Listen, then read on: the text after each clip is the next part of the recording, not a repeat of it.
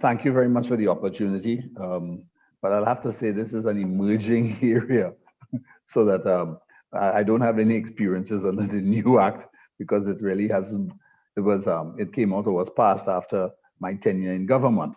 I did have responsibility for the white paper, but I'll have to say from a responsibility perspective, I did not make it a major feature because there were, quite frankly, many things that had to be determined. And I think that we're in the middle of a construction boom, and that implementing the act at that time, or even attempting to implement the act at all, would have created a lot more problems than we would have solved.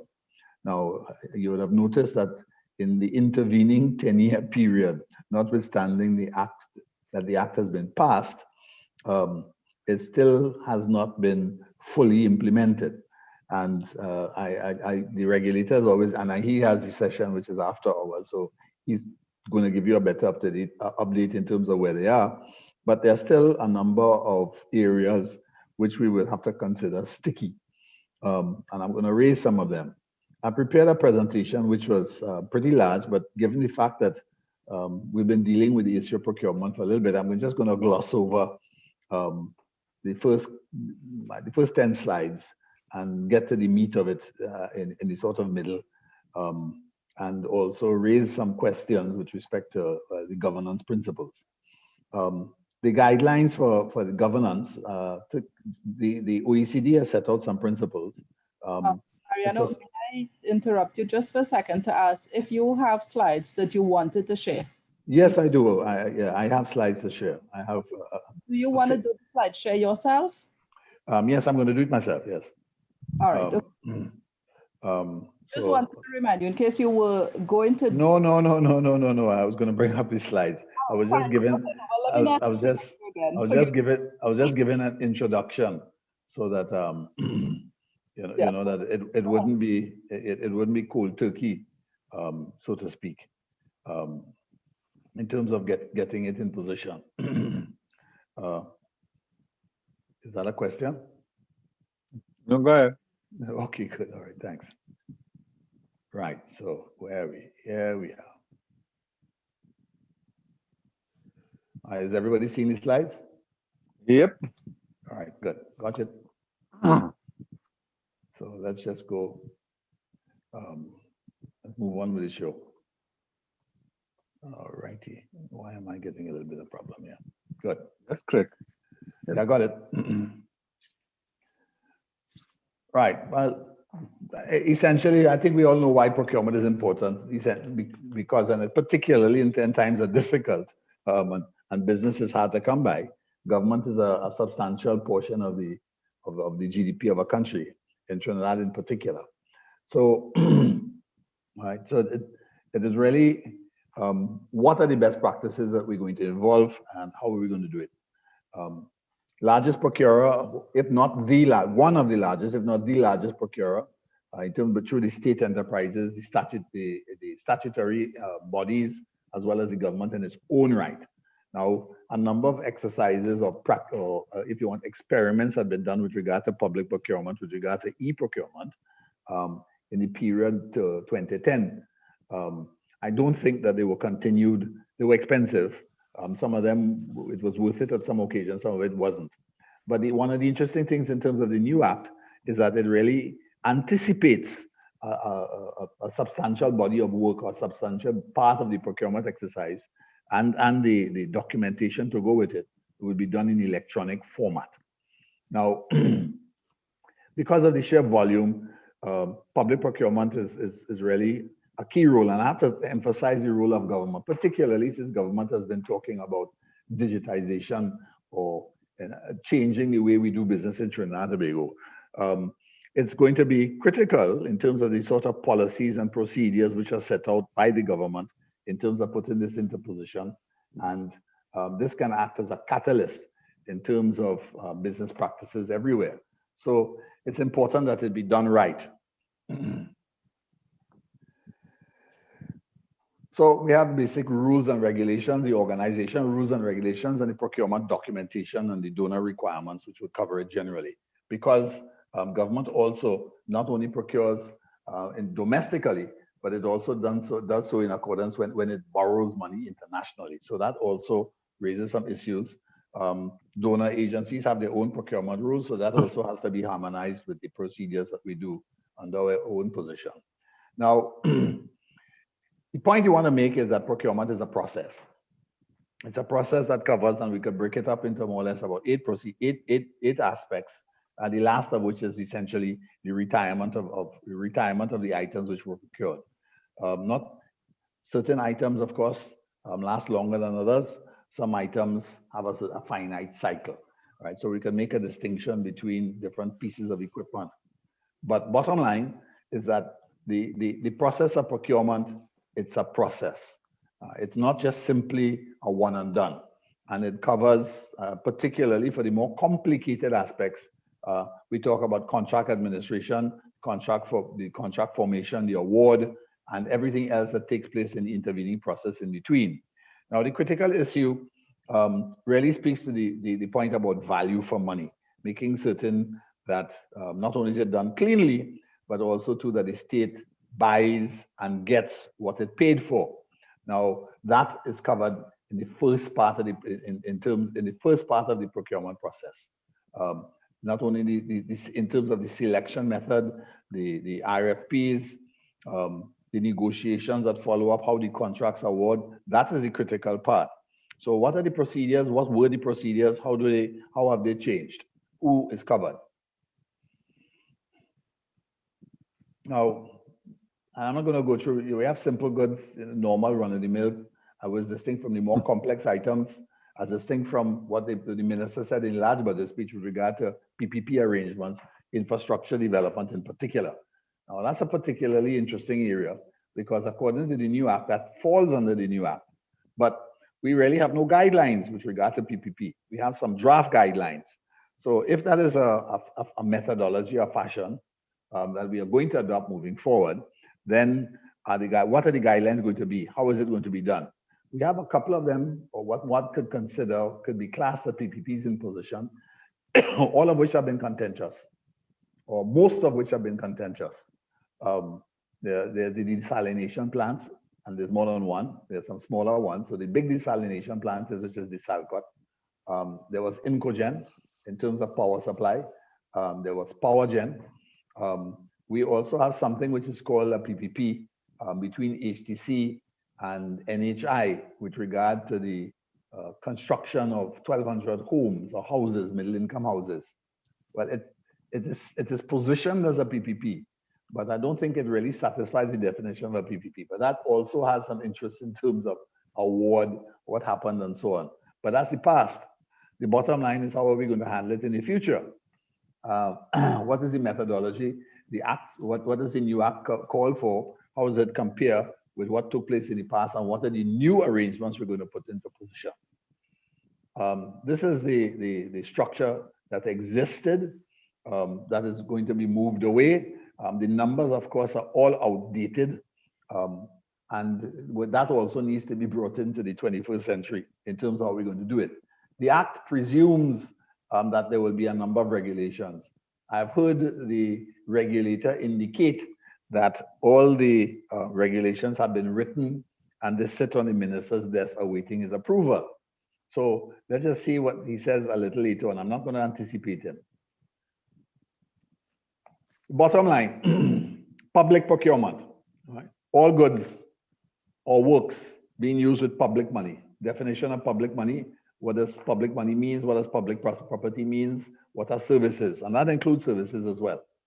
Now, this is what the law entailed. We had the Central Tenders Board and we have the Public Procurement Act. Now we are in a sort of in-between situation, somewhere in between the sort of the Public Procurement Act and some of the Central Tenders Board ordinances as amended, as it applies to state enterprises and statutory bodies. Now, the definition of public money, I'm not going to spend too much time on that. I think it's well set out in the law. These guidelines will be available for you if you want to look at it at a later stage of the game. And the definition of public body, well, it encompasses everything. So that at the moment, under the new law, there's no differentiation between any of these bodies. They're all court. Whereas under the old law, which we'll outline separately, and the old law means the combination between the procurement, the central tenders board, and the amendments to the central tenders board made some differentiations. Now, therein lies a real practical difficulty from the point of view of implementation, and I'm going to deal with that as a separate matter. So what does sole tendering mean? When only one person is invited to bid, and Central Tenders Board acts says that there must be proper justification. It points out what is an emergency and defines when an emergency should take place and how the service should be provided. Also, too, if there's a technical arrangement or cooperation between a government and a country, we call those things government arrangements. Now, bolts, boots, bids, all those other items will also be caught under the provisions of the new act, which could also involve sole tendering. So that is something that we also have to look at, because sole tendering as a mechanism is something that can be misused. And the point of fact is that many of the criticisms that had been targeted or made with respect to the government tendering and procurement methodology actually pointed to the fact that sole tendering in particular was an egregious breach of the peace. So what are the examples?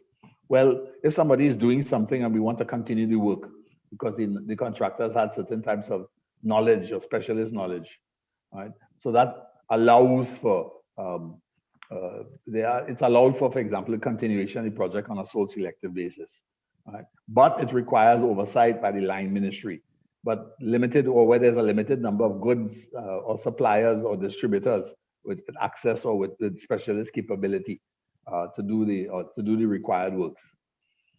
Now, what is the current law regarding sole select?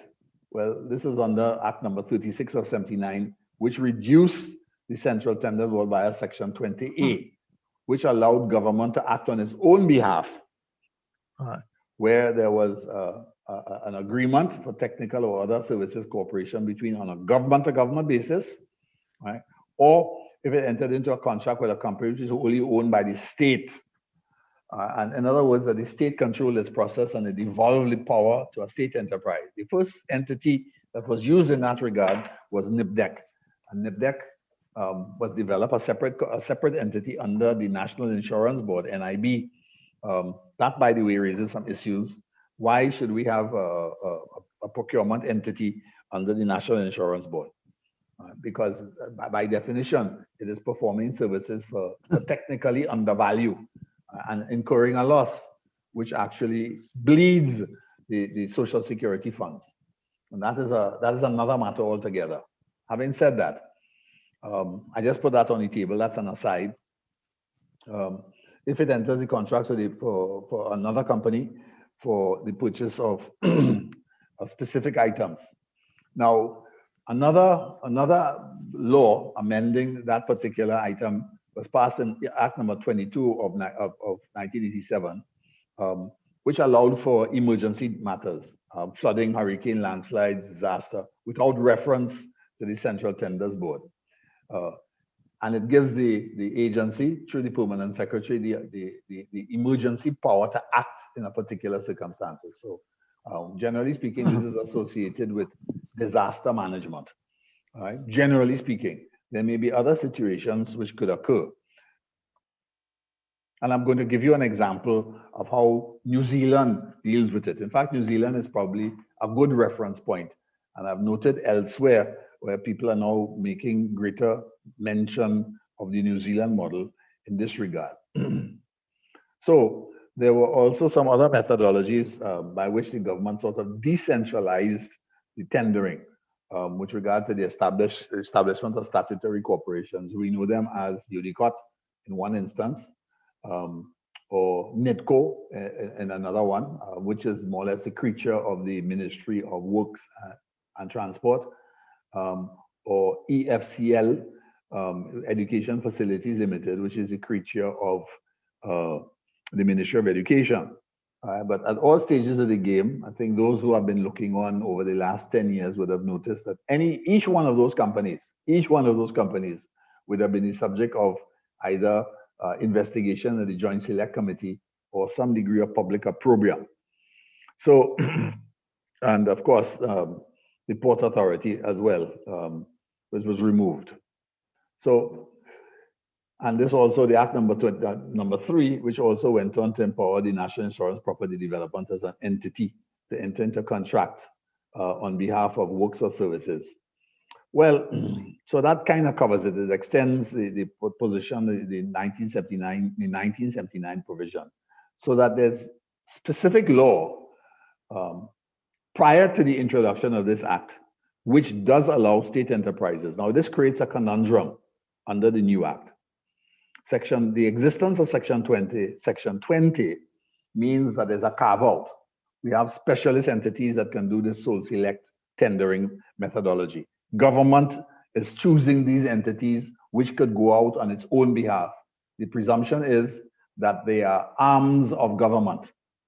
Now, interestingly, some of these arms of government have been formed under the governing law is the Companies Law, which does not recognize the role of the minister and does not recognize the power of the minister. There's nothing in the Companies Act, for example, that says that directors have to take instructions from a minister. There's a presumption by the general public and by most ministers that they have the power to give directions. That is not buttressed in the corporate law. And that did create a situation and one commission of inquiry where it came up, and the relevant chairman of the board indicated he did not take his instructions from the minister, and that caused a huge outcry. But he was simply repeated what is in fact the law. Now, the creation of a new act, which has nothing similar to Section 20, creates some issues. I'm going to deal with that a little later on. So I'm not an attorney, but I'll give you the benefit of my discussions with attorneys and with practitioners who will have to, if you want, be faced with the implementation of this new act and their changed positions. So, and here's where it starts. The new act essentially says it applies to all public bodies, all, and by definition, all public bodies and public bodies in receipt of public money would include the state enterprises. And where there acts with an obligation, the state under the following: a treaty or form agreement with other states within a state. In other words, government to government contracts also fall under this particular heading. And also agreements which are made with multilateral institutions for whatever projects may take place also fall under the jurisdiction of the Act. So this requires some harmonization between the tender rules or tendering rules of if you want, multilaterals with the rules of the governing entities, which will be made executing agencies on behalf of the state. Now, Section 7 says that it applies to all public bodies. Public bodies includes all the state enterprises. And by definition, the state is bound by it. So one of the critical issues will happen. There's the same carve-out arrangement, which allows government to contract a state enterprise, which is essentially a sole select tender to a state enterprise, to in fact go out as part of the tendering process, right? Technically, is disallowed under the Act. So I don't know how the regulations will be written or whether those regulations, I have not had sight of those regulations, so I don't know whether those regulations anticipate the continuation of Section 20, or alternatively, if it does not anticipate the continuation of Section 20, it raises another issue altogether. That means that state enterprises have to bid for the purpose of on a tendering basis with government. Well, if that is so, then it nullifies and makes a nonsense of having state enterprises as executing agencies. So that's a conundrum, I think, that has to be handled, answered, finessed before the Act is promulgated. So I just raised it as a consideration, as an issue. If there are any attorneys in the audience, they may in fact want to consider it. All right. Similarly, private arrangements with regard to public bodies, the PPP arrangements. I make the point at this stage that whilst PPPs have been anticipated, there's a department which technically sits in the Ministry of Finance There have had some draft rules, but have not been subject to any comment that I know of or any sort of rigorous process in terms of how it should take place. So many of the sort of public-private partnerships that have been established under the rubric of governing contract and company and corporate law. So how are they going to be affected? How is the new act going to treat with them? What do the regulations say? How this is going to happen? And generally speaking, government-to-government arrangements do tend to fall into the category of sole select tenders. So that is another area that requires some degree of discussion and clarification. Now, the new act attempted to get on or to deal with the issues which were identified in the white paper, which preceded it. Deficiencies in the legal and regulatory framework, which we have identified, some of which we have identified, that the ordinances of themselves did not include design bill, bolts, boots, or anything along those lines. Didn't consider the HR limitations that may have existed in the executing agencies themselves. And one of the ways to have gotten around that would be the establishment of what is considered to be ministerial committees. So a ministerial committee, for example, for the acquisition of military equipment, a ministerial committee for the acquisition of ferries in the very recent past. 2 ferries of which are slated to arrive in a very short run, which were acquired under ministerial directives as distinct from the normal procurement mechanism of the Port Authority. The issues with regard to oversight, where does the auditor fall in? Where does the auditor general fall in? How is the Ministry of Finance? Who gives instructions? Who is reporting to whom? How are these lines of inquiry are going to be dealt with on the issue of adequate public information?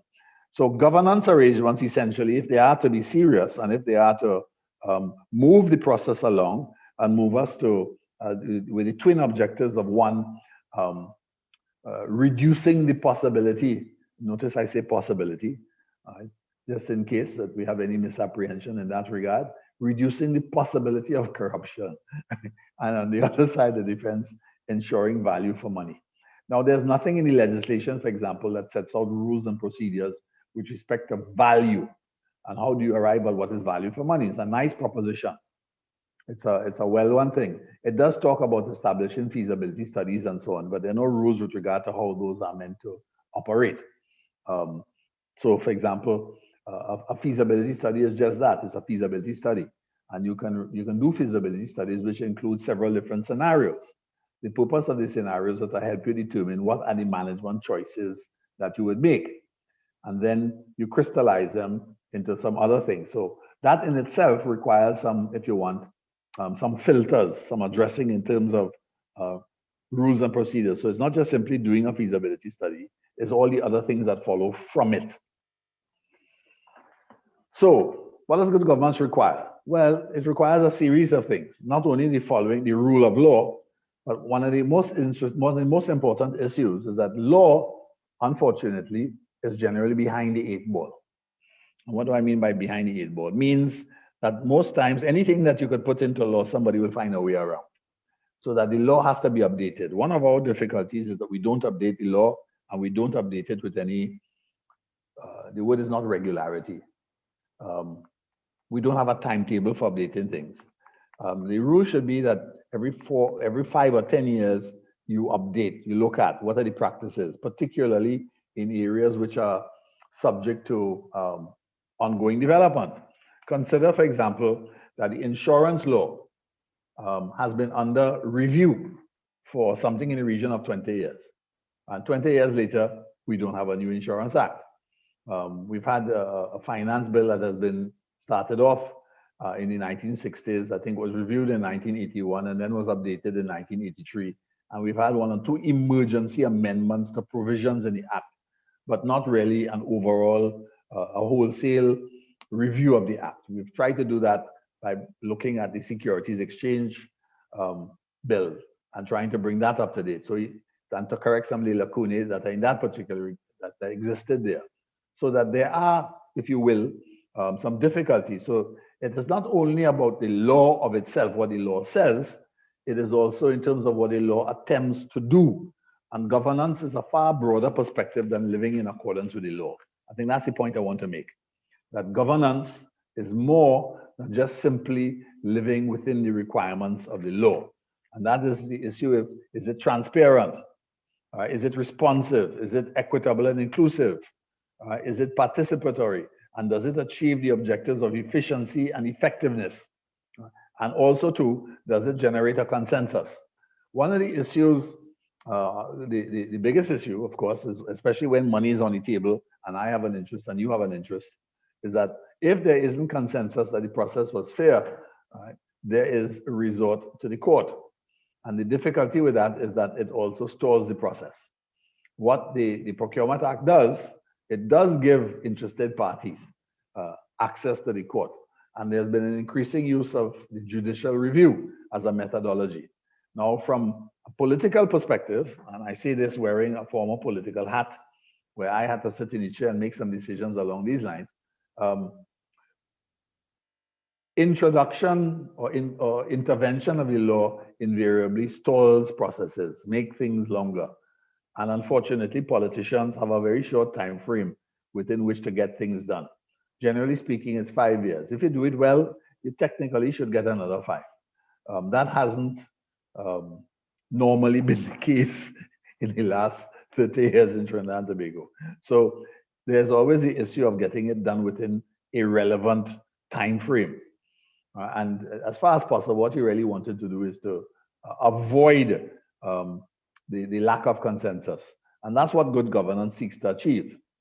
And this is really where good governance falls in between. It's a Venn diagram. It falls somewhere in between management, accountability, leadership. And by definition, it is not three-dimensional. This is a two-dimensional issue, but the public isn't included here, right? So that's where consensus comes in. Because at the end of the day, value for money is a very public concept because we're dealing with public money, taxation, how you use your money. So the critical things that from a governance perspective is one, people, process, systems to ensure those processes. How do they run? How do they operate? How do they dovetail with one another? So you have to have the right people, but the processes must also be the correct processes, and the systems must be seen to work. They must work and be seen to work. Now, the general principle is that competitive procedures should be the standard for conducting procurement, to drive efficiency, to ward off corruption, and to ensure reasonable pricing and what one would consider to be competitive outcomes. Now, as a general principle, therefore, sole select tendering goes through the window. Bang. And if it does, what are the mechanisms, for example? How do you allow for exception routines? Are there exception routines? Well, again, as a general principle, because exception routines also create non-standard approaches. And to ensure transparency and accountability, what you want, as far as possible, is standardization. So that, but the principle, the general principle, therefore, is that you want a standard competitive methodology to move the processes forward. You do not want single source procurement, and you want competitive tendering to be used at all stages of the time. The bottom line is if more than one person is involved, the 4I principle works. And the 4I principles are fundamental of internal control systems in almost every business enterprise. The fact that there are 2 people looking at the transactions so that there's less opportunity for a single person to subvert the process. And that if by definition we have more eyes looking at the process, it becomes a little bit more cumbersome, it becomes a little bit more bureaucratic. But then by definition, it also allows the possibility for a cleaner outcome. Takes a little while longer, but a cleaner outcome. So some points to consider. And I have, as part of my presentation, I have some of the OECD recommendations, and I'll run through them, but I'll put them down on the table now. It's not so much that some of the OECD recommendations are in the Act, and they're followed in the Act, but passing the Act alone is not enough. In other words, governance is about what you live. It's not only about the rules. Governance is also about what you live. So passing the act is one thing, but the enabling structures to make certain that they exist and they're in position. What are the systems that we're putting in place to ensure that public bodies comply? I'm sure that we've all seen and heard the reports from the Auditor General, right? This one that didn't do that, this one didn't do that. There's no penalties for non-compliance. The Act does contain, if you want, certain penalties, which regard very onerous penalties for that matter, but in respect of very specific actions. But the issue is that compliance is something that has to be lived. Compliance is in the system. Compliance is not just simply a feature of penalties in an act, right? The data sharing and base systems which are expected and anticipated in the Act. Well, the Act anticipates a wide degree of digitization. Now, so can we implement the Act? All told, what is the phasing? How is it going to be phased out or rolled out on a phased basis over time? Which of course has to be the recommendation, because you can't take none of the state enterprises can, or all of the state enterprises cannot undergo this process at the same time. That will be a very big bite and requires a great degree of harmonization and structuring. So I'm not certain how that is going to work. Similarly, that the regulator is sufficiently removed from the process to ensure compliance. And the sixth point, which is a point that I've raised already, how does it award contract? How does it affect the award of contract to state enterprises by the state under Section 20? Now that's I think is going to be a significant issue moving forward. And in my discussions with one recently, just in passing, I was asking how they were preparing and so on. And he made the point that from a legal perspective, they didn't see how it was possible to move ahead if Section 20 of the old Act was going to be breached or removed altogether. And that's what passing the new Procurement Act will do. It will remove Section 20 altogether. All right. And also to the issue of emergency situations. For example, I have reread the Act, and I have also asked a former Permanent Secretary to reread the Act, looking specifically for the issue of how we would deal with emergency situations. And there was none.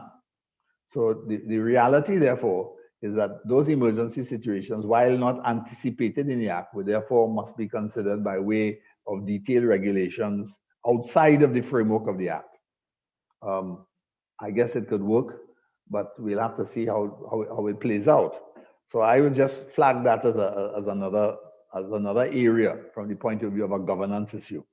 And I would recommend, and well, let me put it here. The New Zealand example, if you go to the website and you go to New Zealand procurement rules, they have set out specialized procurement. They tell you what specialized procurement is, right? And they give you detailed rules, right? For these particular areas, a general rule for all procurement, but very specific rules, dedicated, well established. So when we talk about construction services, and we look at the New Zealand rules, there's not one document, on construction services. The documents cover mobilization. It's a specific document which covers mobilization. There are about 10 documents which deal with the issue of construction services. 10, not one, 10. 10 sets of guidelines. Right? They've broken it out, obviously on the basis of the experience, what they've gone through, and therefore how it is approached it. And it's one of the more specific areas. They also have same thing with regard to social services and NGO initiatives, which is a specific initiative designed to support the smaller sector. So they have detailed guidelines. This is not just simply what the Act is. In other words, for the avoidance and removal of all doubt. Whilst we may have an Act, we have set out rules, procedures, and guidelines which incorporate best practice, and they are written. Now, at the moment, all of our state enterprises have their own procurement rules. The Act anticipates that they will be reviewed by the regulator. In this particular case, as I understand it, the regulator said they've already gone through and made recommendations in that regard. Well, I don't know what the detailed state of play is. All right. But I want to say that it covers an incredible amount of documentation. It's all virtually impossible for you to anticipate every situation, so that these are documents which have to be reviewed and updated over time. But more importantly than just simply being reviewed and updated over time, we have a way we deal with things that are commissions of inquiry reports that come when they're reviewed. Generally speaking, if they are read at all, I mean, most often we pay more attention to the proceedings than we pay to the specific reports. And eventually when the reports come out, they are shelved. Now, when we're talking about the issue of procurement, this is a living thing. This is not something that you could shelve. This is something where you have to make adjustments. There are procedures. And procedural adjustments, for those of you who have worked in large organizations, take up a lot of time. And you have to do it regularly to get it right. Now, one of the subtexts, and I think it's important to understand this too, when we're talking about emergency situations, and the New Zealanders were very clear to put this down on paper. It's one of the first things that you see on the website, that urgent situations created by an agency through a bad planning, risk management, do not constitute an emergency. In other words, if they've been doing it and they did it badly and it needs to be corrected urgently, that's not an emergency. You have to fix it. And you will fix it in the normal scheme of things, right? The purpose of putting that as a rule is because, in other words, to ensure that somebody didn't cock it up deliberately so they could get the emergency procedures. Now, interestingly, they're very clear about what emergency procedures are and what constitutes an emergency situation. And they've documented it, detailed it, determined it, and set out guidelines for every relevant heading. So in other words, it's not just a kind of 1 or 2 lines. It's not an amendment. This is something that is clear. This is something that we've worked out. These are the things that we do in these situations. And these are your responsibilities. This is what you can happen. This is what ought to happen. Similarly, with regard to the specialized procurement. So that the governance is documentation, and the documentation is also guided by specific principles in terms of the 4I principles, in terms of standardization. The idea is, as far as possible, to remove non-routine events. And even if the event is an emergency, we have a specific methodology to basically handle that. So that is a rule book, is a playbook, right? And the idea is that in difficult periods, gaps arise, and you want to minimize the abuse of those situations. Of course, there's always recourse to Parliament to pass an act to validate or to justify certain things that happened in a particular area. So, fundamental issue that you want to talk about competitive tendering. This heading does not apply to the rest here. Right? This heading, this was a mistake on my part. I was trying to get to the principle, and the fundamental principle in terms of non-select tendering is the use of competitive tendering and the limited use and exceptions of single source procurement. Right? This is not to do with the emergency situation. The heading is wrong. I apologize for that. All right. And the whole purpose is, in terms of setting out those rules from a governance perspective, is transparency, right? Because you want to get fair and equitable treatment. Fair and equitable treatment doesn't mean to say that there isn't going to be competition. It just means that the system is available to all, so that everybody understands what the process is, everybody comes through. The competition is, I am different to you, I have a different pricing structure, right? So that we will get to the best price in these circumstances. We will get to the best, if you want, person who should come out of it. Doesn't guarantee that mistakes won't be made, but by definition, we would have attempted, we would have used all the necessary mitigation methodologies to ensure we arrive at probably what is the best option. Right? And also the question of integrity. Integrity is not something that, integrity is something that has to be lived. We could talk about it and everybody will tell you, yes, put up their hand, yes, we qualify. Right? But we also have to make certain. So for example, we have integrity legislation. And of course, everybody fills out their form and presents it in integrity legislation, and nobody has ever gotten any form of ill-gotten gain. So the bottom line is we must believe, therefore, that the integrity legislation is working, and everybody who is a parliamentarian and involved in the competitive process has done all of the right things. Yes? Right. And we believe in the tooth fairy too. So the bottom line is that you can't just simply depend on the institutions. The institutions have to work as well. But the institutions are also about what we live. So we have to make certain that people understand what the guidelines are. There are penalties. So we have to make certain that we train them to understand what we want of them. So that the penalty, we don't just simply apply the law in the sense that we're going to fine somebody. It is better that we get them acclimatized to the result that we want to arrive at and the process that we will use to engender that result. It requires training. So if the new act is meant to be ruled out, then it will require training at many levels. Right? What's the definition of a procurement officer? What are the skill sets that a procurement officer is going to have? Right? Those are all things which have to happen as well. Sorry about that. That's just obviously somebody calling me on the internal phone. As well as the requirements for the internal control, the compliance measures, anti-corruption.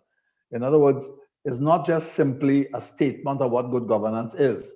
All the systems and procedures have to work with one another to guarantee for us to arrive at a system which ensures that integrity is the result. Same way with regard to opportunities, the access to opportunities for third parties, opportunities for suppliers, right? Coherent, stable institutional frameworks. In other words, when you go into a department and you ask the question, the answer should be the same, regardless of whether Tom, Dick, or Harry is there today, tomorrow, or otherwise, and that you'll get the same answer if you went Monday, Tuesday, Wednesday, or Thursday. Now, if you go to some departments and you ask one question today, and you go back tomorrow and you meet somebody else, they give you a different answer. Well, that's what you want to eliminate, right? So that the whole thing must be harmonized. Right? Many times the people consider, for example, under tender documents, that they take a little piece from here and take a little piece from here and they put the whole thing together. It does not work that way. It means that you have to spend some time, and I have to talk about planning. The devil is in the planning. That you have to spend time making certain that the documents are consistent, right? Are consistent, and that they meet the requirements. Now, the point with regard to proportionate to the need, meaning that you don't have a big set of documents for a small tender, right? That the more complex the tender, the more complex the tender rules. That's why under the New Zealand system, for example, they have about 15 different sets of guideline documents, right? And for different types of construction. It's all documented. And that's the purpose of the documentation. So you understand when you come, this is what you want to get there. Now, public procurement objectives, and what we talk about balance objectives, meaning that they have to work in sequence with one another. Right? Yes, we want a system which allows us to trace, to follow everything through, that we can follow the documentation, we know who has done what, but it also must be, how shall I put it, appropriate to the circumstances. And that's why I said having a big pile of documents for small acquisition as distinct from having a more detailed acquisition process for complicated matter. Similarly, a standard process, and a standard process also has to make certain that the people who are part of the process on the other side, the competitor, right? They must understand exactly where you are, what you're doing, and why you're doing it. So it's presumed that this is going to be an interaction. In other words, it's a process of engagement and it's a process of training. You're not going to get everybody falling in line with the system. And so to remove for the avoidance of all doubt and for everybody to understand what is taking place, right? We want to make certain that they understand how it works, right? So that you have to provide opportunities for the stakeholders as well to be part of the process so they will understand what is taking place, right? Similarly, when we're talking about efficiency, I made the point for you, for example, that you could use a feasibility study for many things, right? And the feasibility study is just simply to determine whether you should go ahead. The final document is to determine, for example, which option should you choose. There are many different ways to skin a cat. So it's not sufficient just simply to have a feasibility document. The feasibility might establish, for example, in terms of a teaching assignment the other day, we're looking at a feasibility with regard to expanding and renovating a port. This is a port in an island over which the Americans have a protectorate. And the initial feasibility study, for example, had 20 scenarios, which eventually was reduced to 5, which eventually was reduced to 2, in the sense of now we're going to do the test to determine what is the best method of financing, what's the best option to be able to do it. And what the process did was establish the framework, the management framework, and therefore the flexibilities which were required. Do we do it on our own? Do we do it as a landlord? Do we do it with a port management contractor? And when you establish the differences or the different methodologies, you determine which one is the most efficient on the basis of your studies, and which one will give you the best bang for your buck, or give you, for example, less capital outlay or better running costs.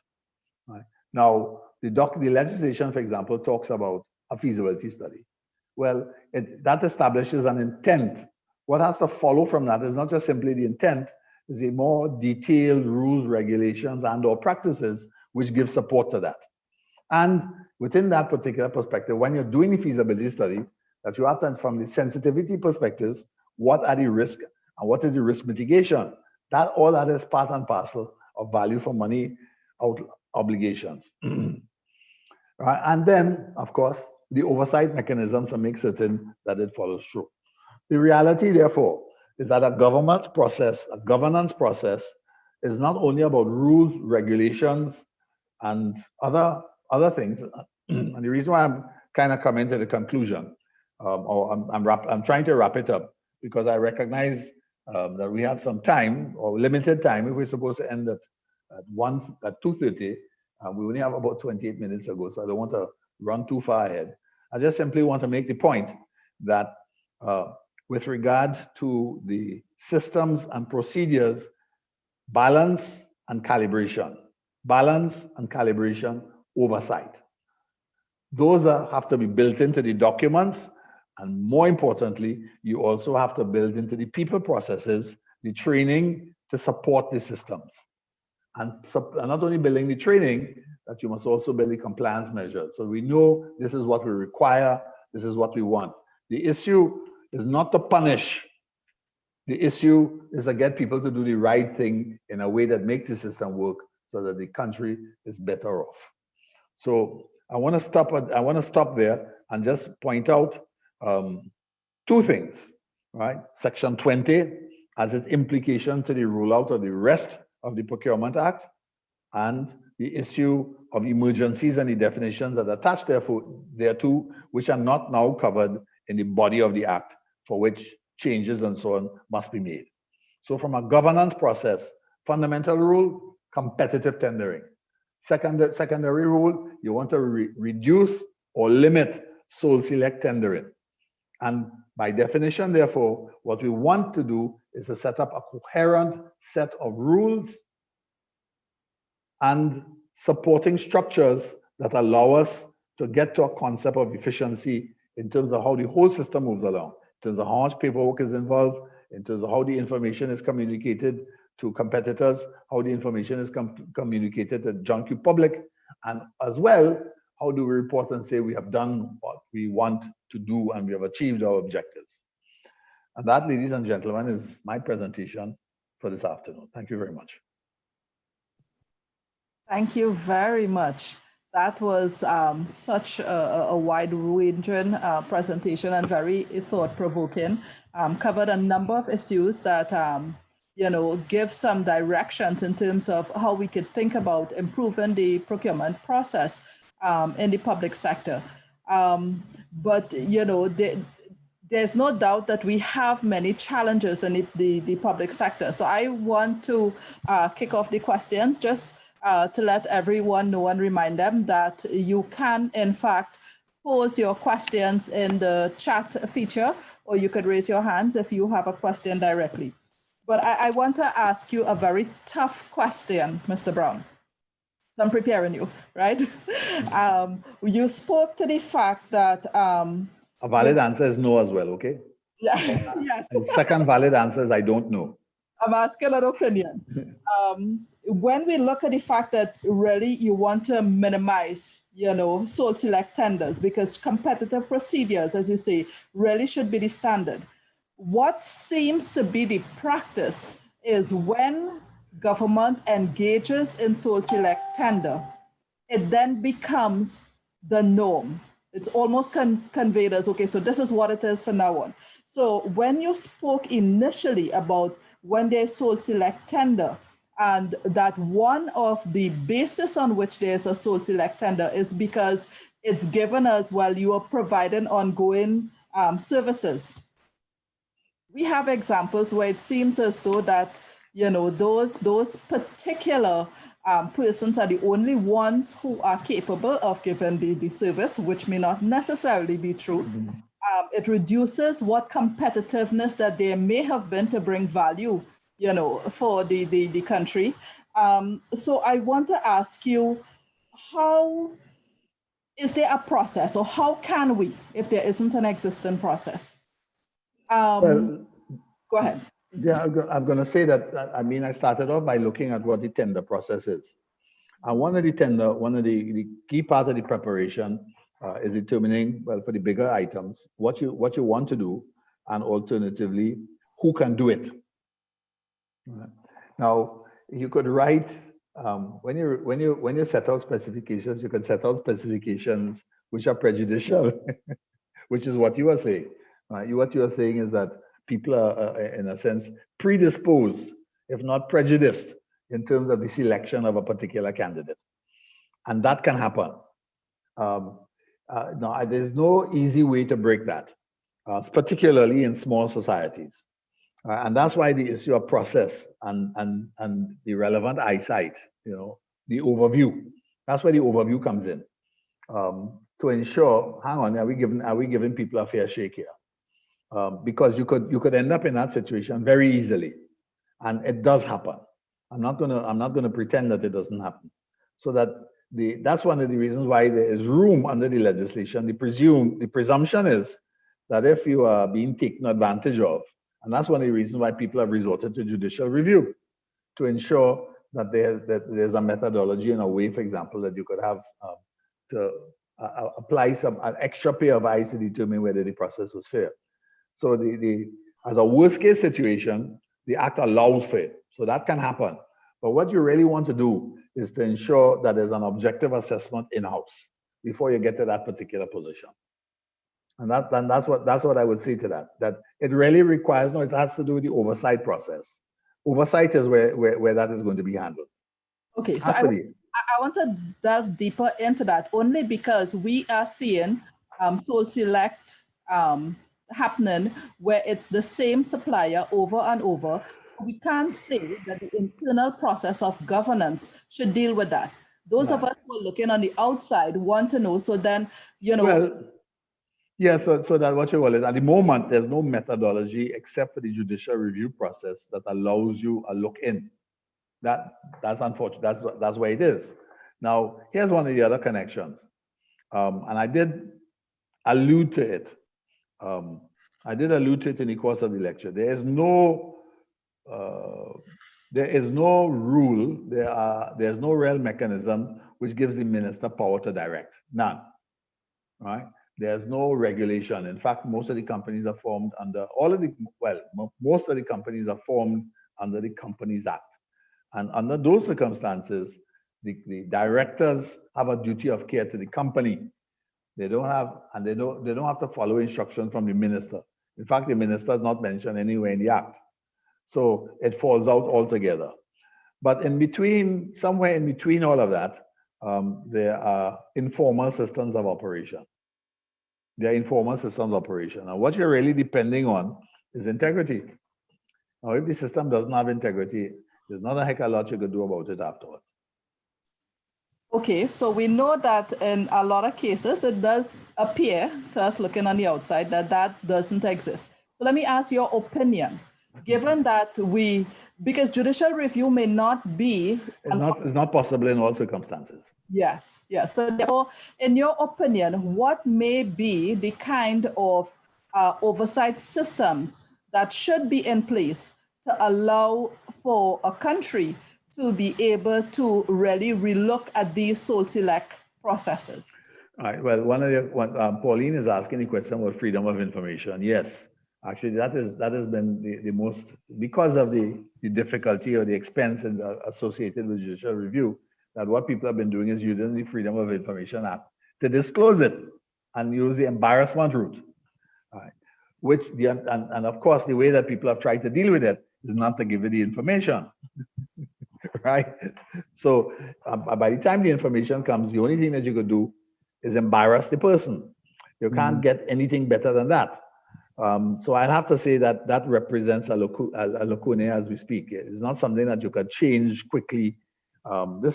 This will take time to bed down. Systems have to change. But at the same token, what it really requires is it requires leadership. It requires somebody with the kind of moral authority to stand up and say, look, this is what we want to achieve and this is what we expect. And this is what I am going to stand for.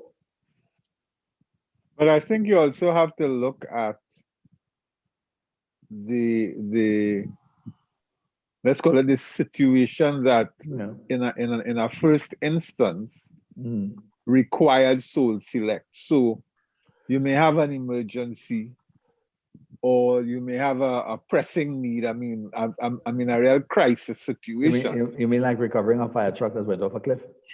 Something like that. But the point is that happens once. And good governance then says, look, this could happen again. Let us go out there and pre-qualify a list of possible suppliers who in an emergency we can call on quickly, and they can quickly respond and have a competitive bid. The point I am making is that if, as Kamala said, sole select is happening all the time, then you have a problem. Yes. I mean, you can understand one instance, but having dealt with that instance, good governance would suggest that you take steps to put in place a process that allows you to identify the people who are qualified and then be able to call upon 4 or 5 of them, because in some cases, for really big projects, you would need the capacity, but you have those, and for me, that's where you want to go. And you see that's the point. That's in a sense that also meets the guideline. The statutory guideline is that as far as possible, it must be competitive as far as possible in these circumstances. So and that would mean that's also satisfies the definition of organization, that anticipation and risk mitigation. Exactly. Right? Those are the sort of presumptions that one could take in this situation, and quite frankly, in the business of best practice, it's not a presumption that this is what we expect you to do. All right. Now, Pauline Stout is raising one of the other issues that that is a small society, and that of course there are connections. Well, the answer is that all societies are small. Eventually, there's always a narrow amount of room at the top, right? So that you will always find situations where that occurs. In Britain, for example, they have a name for it: a wink and a nod. Why do you think they have so many people from Cambridge and Oxford in certain positions, or Harrow and Eton, right? It's precisely because of that. That's why even though it's a big country, it has how many years of democracy and history. If you look back and you look back at how many prime ministers came from a particular school, or for that matter, in the case of the US, how many treasury secretaries came from was it Goldman Sachs, right? Because Goldman Sachs has been the what you call it, the gold standard. So they've always tended to recruit. I think of the last 10 treasury secretaries, about 8 have come from Goldman Sachs, somewhere along those lines. So the answer is yes, right? That the human beings being what they are tend to go what they know, as tried and tested, and they know, right? To avoid that, that's why your compliance routines from a governance perspective have to look at those things and make some inquiring noises. Those are the things that they have to do, and included putting the sort of the anticipation measures that you talked about. Let me be very controversial and ask what is almost a rhetorical question, who could remember how long ago Amalgamated started that contract? Well, and that is actually one of the best points. And not only did they start that contract, how many other spin-off contracts have actually been generated on that particular basis. And I want to say to you, in my experience, my very short period as a minister, that contract did come up for renewal. And those very same things were asked in cabinet. And the minister's response was, but they don't have anybody else to do it. That was his response. So I kid you not that, and I take the point that Ms. Stout has made with regard to that it's a small society, and you can get into entrenched positions, and that is where you have to. That's where you have to make some very specific interventions. Yes. I mean, and yes, okay, good. Nigel, can I ask you to take this question from Alec Babwa? I just need to take a phone call quickly. Alec Babwa. Yeah, in some cases, there may be a lack of technical knowledge to develop requirements for a particular need, and as such, the public body may look to engage early supplier involvement, and as such, this may result in partnering where competitive bidding is not done. Can this stand up to public scrutiny and acceptance as may be done in the private sector? That's the question, Mariano. Oh dear, it's a tough one. Yes, it is a tough one. Let me answer it this way. I'll give you a what you call it. Tufco.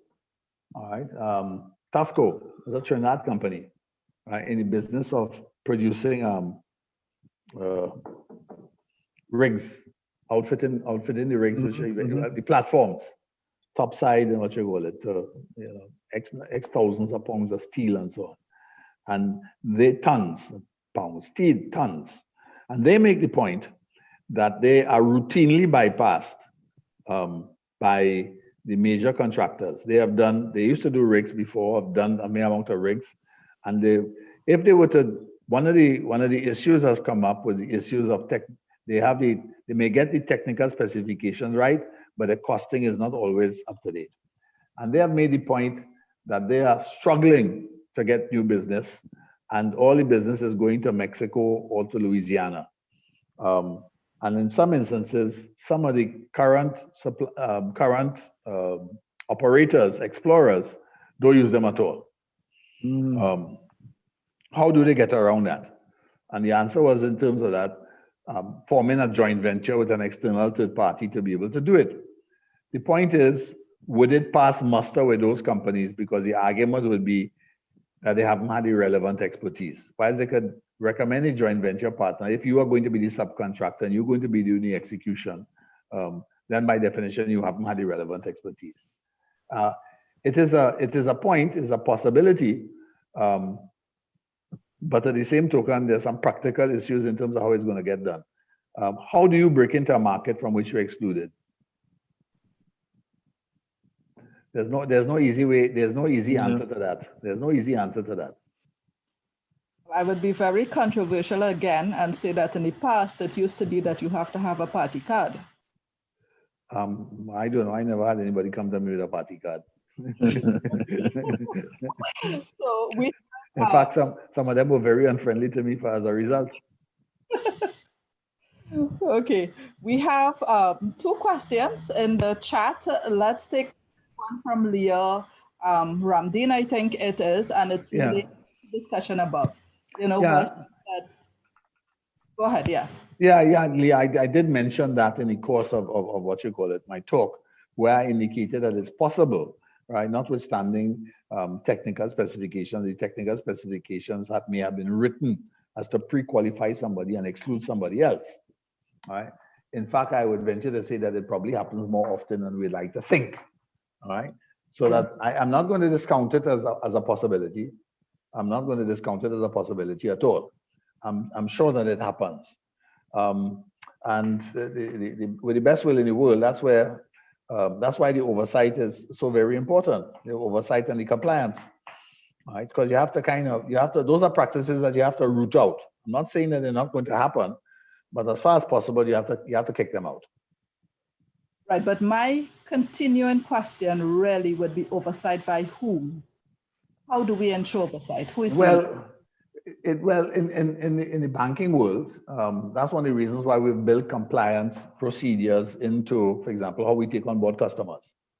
And by the way, those compliance procedures didn't come from the banking world per se. You know where they came from? They came from medicine. Right? Before you do the surgery, right? The surgeon may recommend in a particular hospital that this is what you have to have. There's a third party that interviews you before you go for surgery to determine, in terms of the documents, your fitness, whether it's the right surgery, whether you should be having it, or whether you're fit to have the surgery. Right? That's what the compliance is before you go into the operating theater. In other words, it's better to make certain that we don't move from a risk to a statistic. Right? And that is, and in terms of the compliance process, the issue is in terms of third party. Now, compliance, generally speaking, could be after the fact, but most times what you really want it is before the fact. So this has to do with review. Who is reviewing the document? Or is it just somebody came up with it and it just passes on? There should have to be an objective assessment with regard to the review process by some sort of expert that will give you the kind of knowledge that you require. Mm-hmm. This is especially true for the bigger projects. Yes. All right. So we have another question. This is from Dorian Dyer. I'm not sure if I missed it, but is the delegation of a state enterprise based on immediate need or timeline as a workaround to otherwise cumbersome internal procurement processes considered to be sole select? If so, does it present any challenges given that they may be doing their own procurement in a black box? Well, the whole idea of delegation to the state enterprises was because it wasn't being done efficiently in terms of the government departments. So in truth and in fact, the state enterprises are quasi-government departments. Right? That's what they are, right? Except for the ones which are competing, if you want, in an economic or competitive economic environment. So, for example, NGC, we'll have to say is not an extension of the Ministry of Energy, even though sometimes you may think that it is. Right? Neither was Petrotrin meant to be an extension of the Ministry of Energy, even though that's how many people from the Ministry of Energy ended up at Petrotrin in terms of on the board. Same for NGC. All right, not calling any names here, but the idea is that is not meant to happen.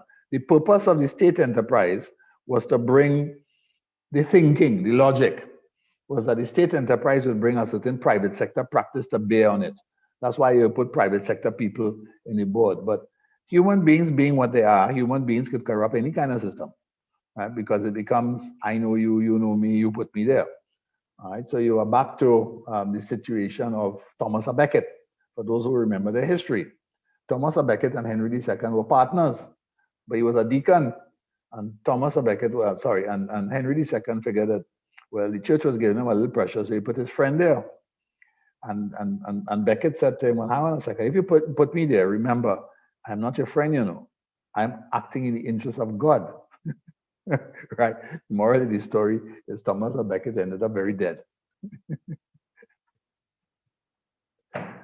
That's what happens. Yes, and it does in its own way highlight the challenge of trying to really stand against the governance power. You know? But that's the reason for separation of powers. There will be situations in which there will be an excess. There will be situations in which there's an excess. Always happens. But at the same token, that's why it's a combination. It's people, process, and system. If you try to put people alone, people fail, right? But what does a process do? A process pushes you and the systems kind of push you in the direction.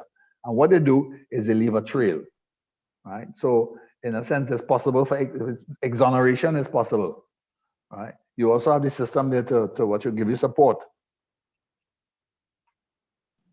Mm-hmm.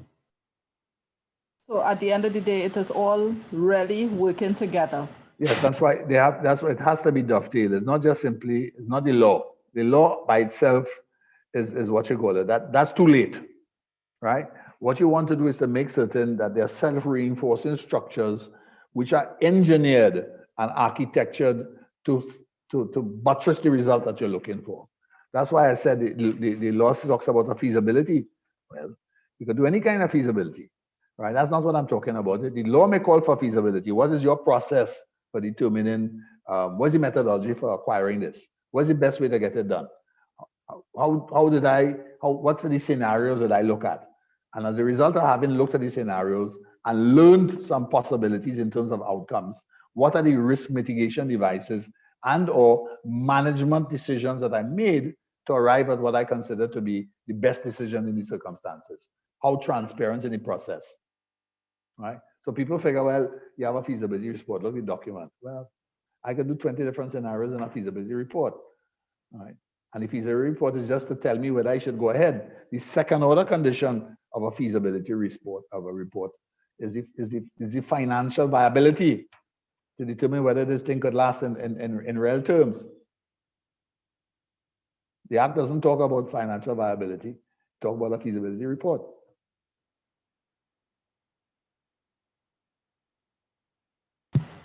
So at the end of the day, we really are also looking at the quality of our public sector procurement professionals. Yes, I mean, you will have mistakes at the beginning. It's going to take a little while for that to happen. Mr. Babua, for example, is asking a question with regard to digitization and technical expertise and all of that. But the answer to that is yes. Government doesn't have it. That's not a maybe. That's not a if. That's yes, it doesn't have it. So iGov.tt, for example, which is the relevant agency for doing it, iGov.tt subcontracts. iGov.tt doesn't do all of the work. And even in subcontracting, there's some weaknesses in that regard. Right? I mean, I remember about two years ago, two and a half years ago, the backbone was down for about 6 weeks and nobody noticed. That's another story. Yes. So the answer is, you see, at the end of the day, this is about, in a sense, it's partly about contract law. It's partly about process, right? But the difference in terms of management is what are effective outcomes, and effective outcomes also have to be married with performance management. Right? What is the performance management systems that are going to be supporting this? It's not just simply about the law, you know. It's performance management systems, a performance management system which evaluates how good am I at doing my job. Is my job giving me the right outcome? Right? That carries you to a different level of management, right? So, and when we think about public administration, I mean, public administration is what we call the ministry. The ministry is not about public administration. The ministry is about management, right? But what do we measure? What do we measure the ministry on? Do we measure the ministry at all? In fact, do we measure any ministry? I'll leave it there.